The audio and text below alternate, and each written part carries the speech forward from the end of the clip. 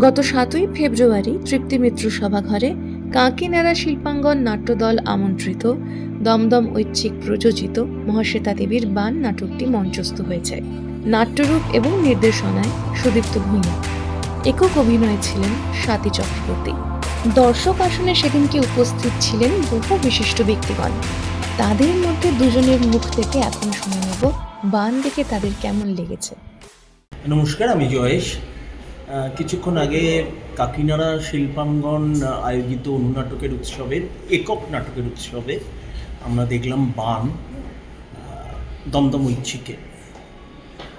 খুব ভালো লাগলো। একটু আগে অপূর্বদাও যেটা বললেন, আসল কথা, অনেক বিষয়বস্তু নিয়ে নাটকের কথা বলা যেতে পারে, কিন্তু এই যে বর্ণবিদ্বেষ, এই যে জাতপাত, এই যে মানুষের খিদে, সবথেকে বড় ব্যাপার হলো পেট।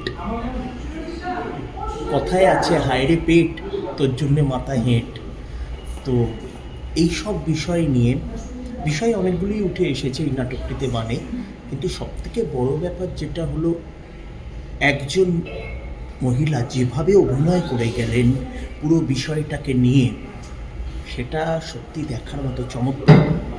এবং আমি কিছুক্ষণের জন্য স্তম্ভিত হয়ে গিয়েছিলাম। আমি এমন একটা সময়ের সামনে দান করিয়ে দিয়েছিলেন উনি অভিনেত্রী, যে আমি হতভম্ব হয়ে গেছিলাম। আমি মানে সত্যি করে বলছি, এই নাটকটা সবার দেখা উচিত, এবং যেখানে নাটকের উৎসব হবে এই নাটকটা নেওয়া উচিত। আমি ওদের কন্ট্যাক্ট নাম্বার নিয়ে রাখলাম। খুব ভালো লাগলো দমদম ঐচ্ছিককে, এবং এখানে আজকে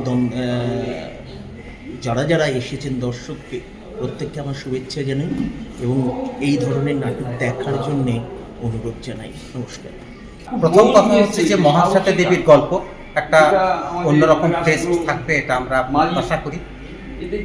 আজকে যে অভিনয় দেখলাম বান, তাতে আমাদের সেই প্রত্যাশা পূরণ হয়েছে। সব থেকে বড় কথা হচ্ছে যে এই নাটকে অনেকগুলো ডাইমেনশন আছে। তো যিনি অভিনয় করেছেন স্বাতী চক্রবর্তী, তিনি সেই প্রত্যেকটা ডাইমেনশন খুব সুন্দর করে ফুটিয়ে তুলেছেন, এবং আমরা মোহিত হয়ে গেছি।